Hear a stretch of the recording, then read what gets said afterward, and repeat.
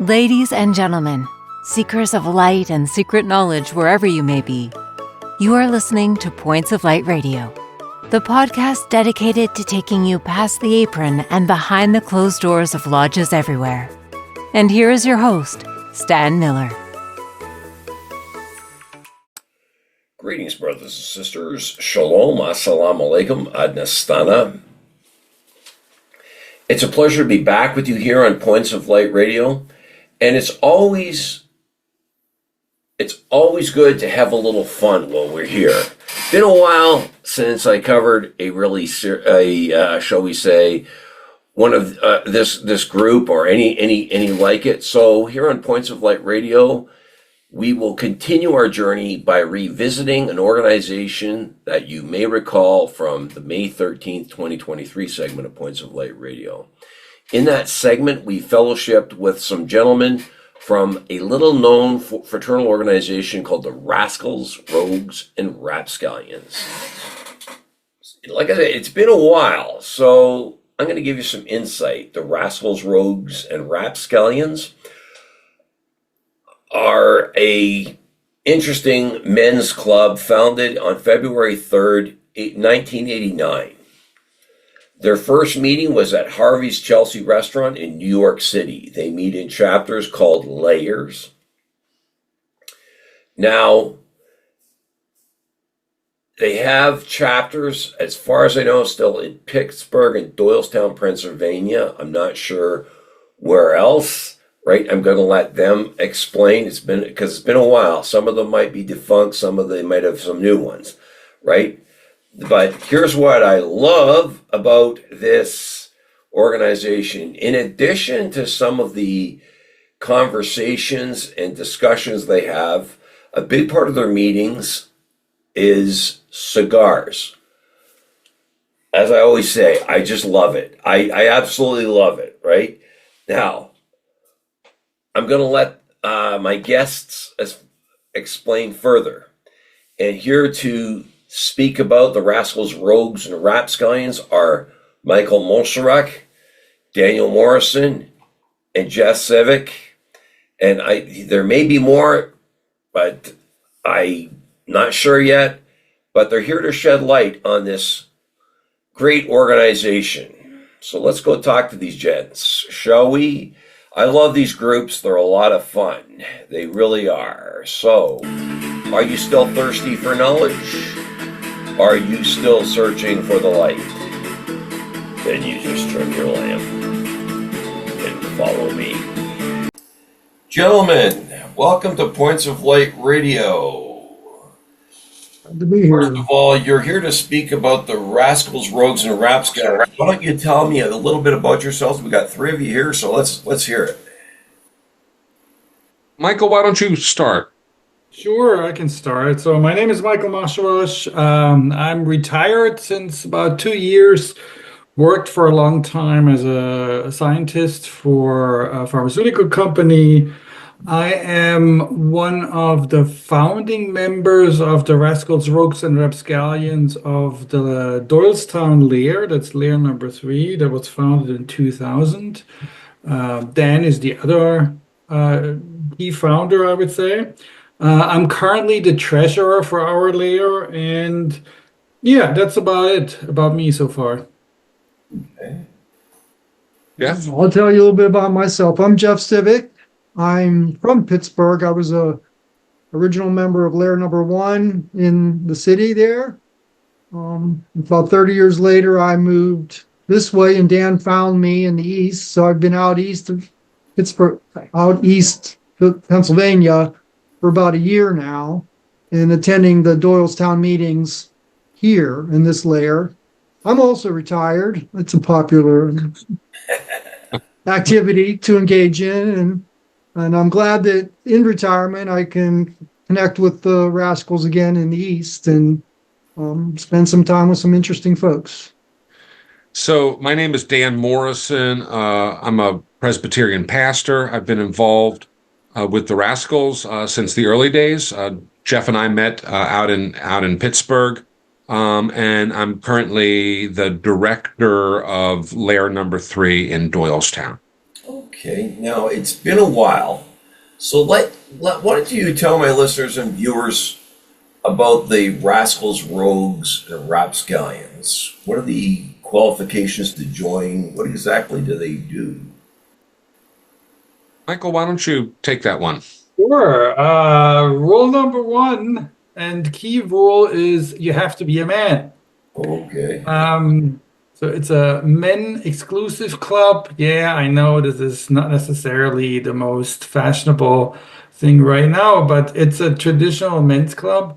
We come together. I would say you should be you should have a wide field of interests. You know, I sometimes say like a lot of the Rascals are actually true Renaissance men. They are all over the place. They like all kinds of stuff. They are interested in the obscure, in the trivial, in who knows what, which makes the meetings very interesting because you often hear very you hear perspectives that are very different from what your experience tells you about it, right?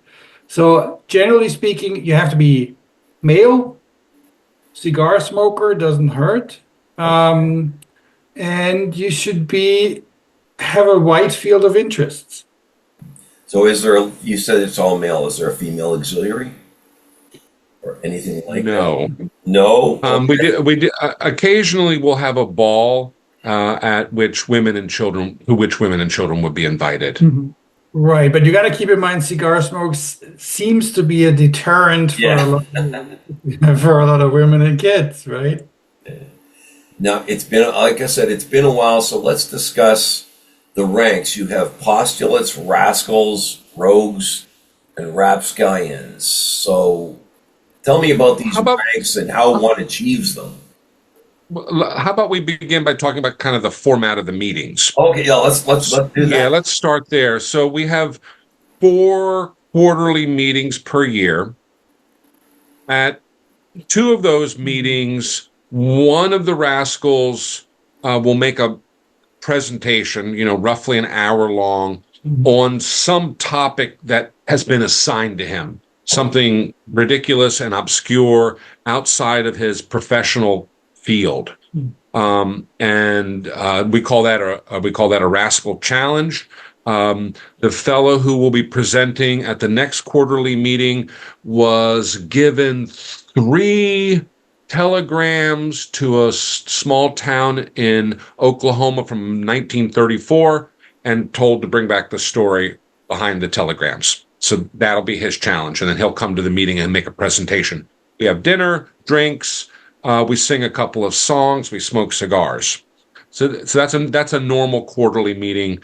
And the third quarter meeting, we call it our research reports, and each of the men who are there will do a brief presentation on their current research interest. Last time that we met with that, Michael was talking about work that he was doing in Africa with young entrepreneurs. I did a presentation on men's clubs in Philadelphia. Jeff, you did it on a men's club in Philadelphia, the Junto from Benjamin Franklin. So each person presents a little something. And then the last quarterly meeting is actually a competition. It's an open competition where we call it a mass challenge.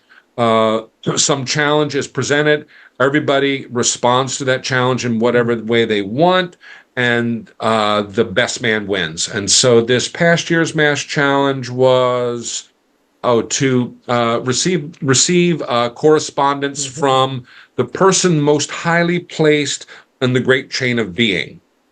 Okay, so people were writing to presidents and to popes and to beauty queens and hoping to hear back from them. Jeff Sivek actually won. Nice. Tell us about it. I won the mass challenge. My presentation was on Joran Douglas. He's the Director General of the International Cooperative Alliance, an organization that represents at least 1 in 8 people around the world. In the alliance of the co-ops and the co-op philosophy that drives, co-op businesses worldwide. that's the 4 quarterly meetings. People who join, when they're voted into membership, they come in as a postulant. Okay. And then during the course of the first 2 years, they have to participate in the Mass Challenge and in the research reports. At some point, they will receive a Rascal. They'll receive a Rascal challenge, and if they complete that to the satisfaction of the other men in the lair, they'll be elevated to the rank of Rascal. There's also a Rogue challenge, which elevates you up to the next level above that. So who officiates the meeting now? Like, do you have to be a Rapscallion to officiate, or can a rogue officiate the meetings, or do you just decide who's going to officiate when you get there? The elected. Yeah, so we have officers. So we have a director. I'm the current director. There's not a whole lot of. We do a little bit of a business meeting at before the social part of it. But yeah, I would say that the director runs the meeting, identifies where the meeting is going to happen. We don't have our own lodge hall, so we have to find a location, for each meeting. Make sure that we have food in place and things like that. And then there's an assistant director. If the director, is out of commission, then an assistant director would take over. So now I understand, like you said, you've opened some new lairs as well. So where are these new lairs? So Jeff is a refugee from lair number 1, which went dormant. Oh. Lair number 2 we call the Lost Lair of Roanoke. It was started by a group of professors in Roanoke, Virginia, and then at some point all those professors' careers took them to other places, and that lair dissolved. Lair number 3 has been running for more than 20 years in Doylestown. We have a couple of fellows who have joined our lair, but they live in Texas. So they'll fly out a couple times a year to attend the meetings because they want to start lair number 4 in Texas. And so they have to round up a large enough number of men to be able to receive a charter. How many do you think on average to get a charter? 6 is the requirement. They have to have 6 to receive the charter. So how many to hold a meeting now? Some have 5, some have 6. How many do you have to have there to hold a meeting? So there's currently 1 active lair, which is lair number 3, and then lair number 4 is in the process of coming into being. Lair number 1 and lair number 2 have gone into abeyance. Yeah, but how many people do you have to hold? Shall we say a quorum? I see. Meeting? I don't know that we've ever had it. We don't have any rules on that, but our average attendance is around 12. Nice. Okay. Yeah. Wow. Yeah. Okay. And now, how long are the meetings, though? You go for a few That hours. varies quite a bit. Okay. It depends on it depends on the type of meetings. I would say that generally our research report meetings tend to be a little bit longer because although we say, 5 minutes about your topic, people are enthusiastic and they might be talking much longer than that. And we tend to not shut them down. So we let them talk. We tell them hurry up a little. But the meetings can be quite long. So they can be like the whole meeting. We had meetings that were over 3.5 hours. Wow. On average, I would say our meetings are probably 2.5, maybe 3 hours, something like that. Right? And there's a guy presents one of your members will present a topic. Is there a discussion on the topic during the meeting or questions? There is often questions. So either there are questions about the topic or there are questions about the reliability of the presentation or whatever it is. Okay. Right? Oh, There is discussion. Yeah, there are discussions. Oh, Yeah.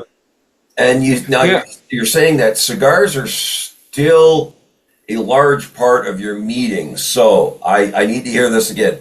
What kinds? Come on now. As a cigar smoker myself. All right. In the early Don't days, say Swisher Sweets. Please don't do that. no. In the early Well, days, I'm so preferring Excalibur these days. Okay. there Boy you de go. Monterey.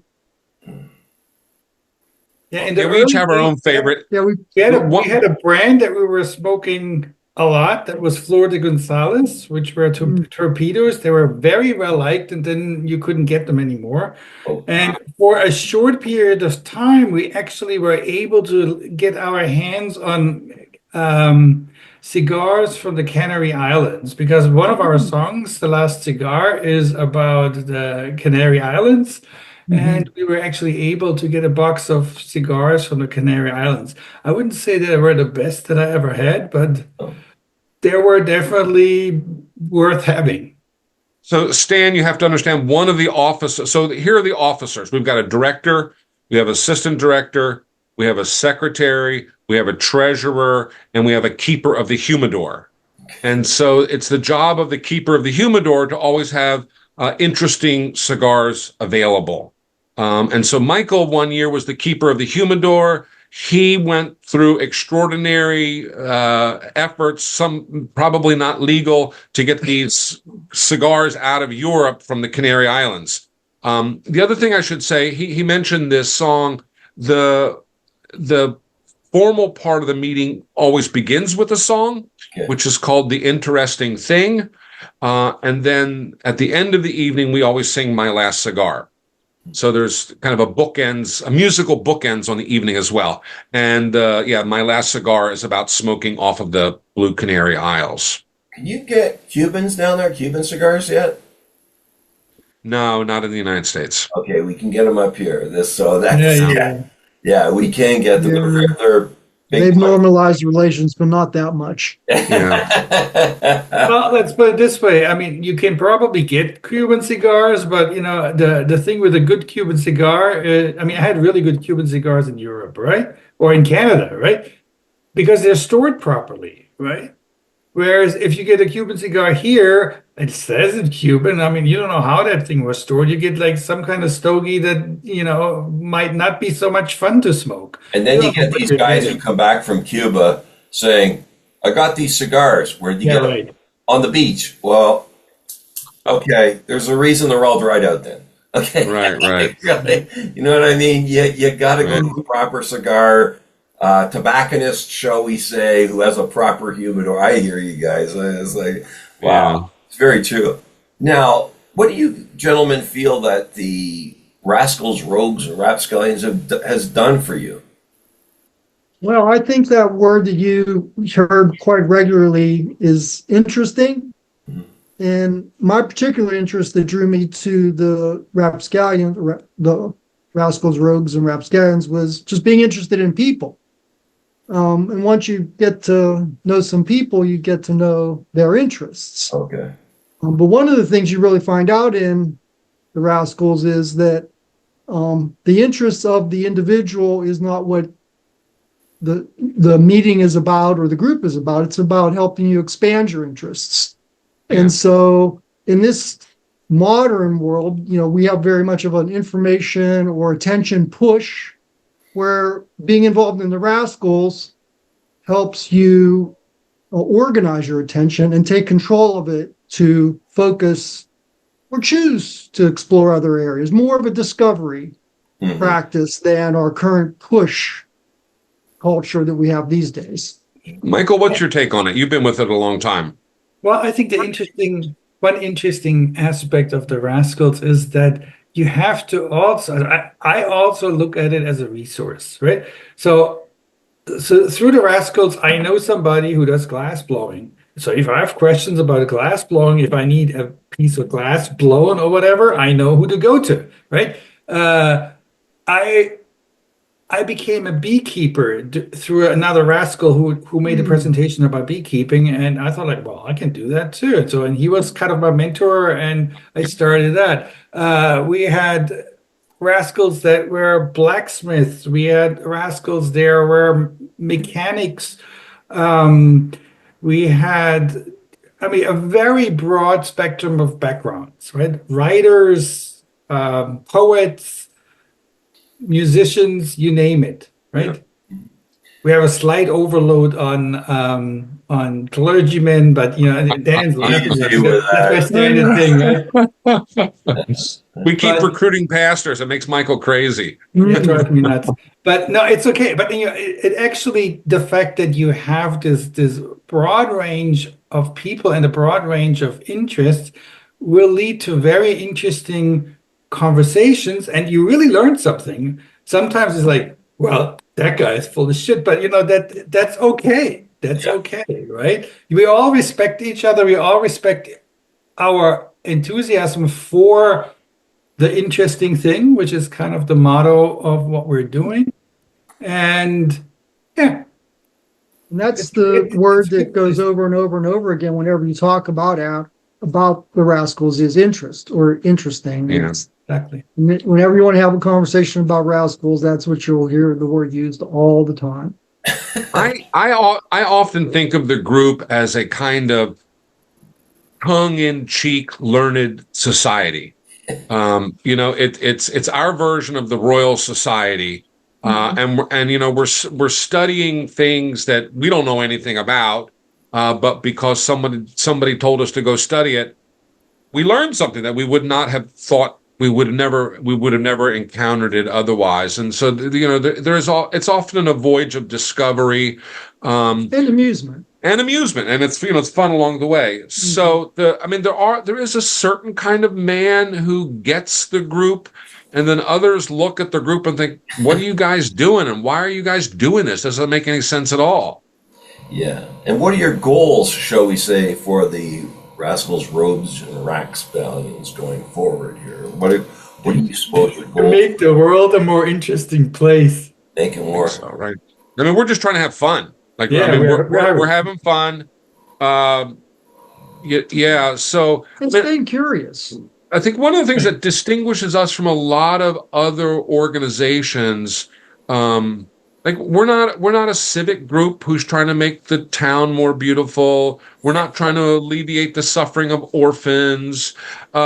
We're getting together to have a good time with each other. And it's important to have other interesting men there, right? And who have a variety of interests. It's not a trade group. It's not a professional group. We don't all come from the same background. And so it's heterogeneous in that way. And I do think it makes it interesting. Yeah, you can see, it sounds like you guys are having a tremendous amount of fun there, and you're still moving this thing forward. And I appreciate your time tonight, gentlemen, and all the best to you all and your layers there. Thank you, Stan. It's good to see you. Thank you, gentlemen. They have it, brothers and sisters. Daniel Morrison, Michael Moscherosch, and Jeff Sivek speaking on the Rascals, Rogues, and Rapscallions. Right. Wasn't it fun having them back here? I mean, and I'll ask you again, prior to seeing them or hearing them here on Points of Light Radio, had you ever heard of the Rascals, Rogues, and Rapscallions before? I can almost guarantee you hadn't. But, now you have, and it looks like they're looking for members and looking for ways to open new layers. So, right, you saw them here first, and you heard them here first, I'm sure. But this interview there again, it just reinforces what you've heard me say here before. There's something for everyone in these organizations you see represented here on Points of Light Radio, right? And, this is another one of those organizations where you can just join and have a good time. And I love what Pastor Morrison said. Like, this is an organization that is not striving for societal change. They don't claim to be guarding some sort of secret knowledge, and there's no oaths to join. This is a group of gentlemen that just meet, socialize, smoke cigars, and sounds like they have a tremendous amount of fun. And as I keep saying, there's nothing wrong with that, right? I'll leave it there. This was a blast, as always, right? Before I go, I want to remind you that this podcast is available on both YouTube and Spreaker. Please share, like, and subscribe when viewing Points of Light Radio on YouTube.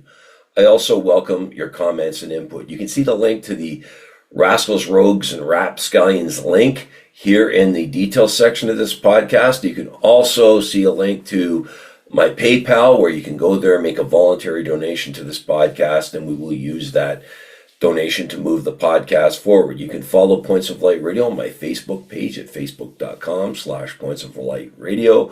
My Twitter handle is at PO Light Radio. You can see the link to my Spotify channel and my Points of Light Radio store. Brothers and sisters, it's been a pleasure and a blast meeting with you and these guests today. And until we meet again, remember to have fun at that lodge. And don't forget, just step into the light.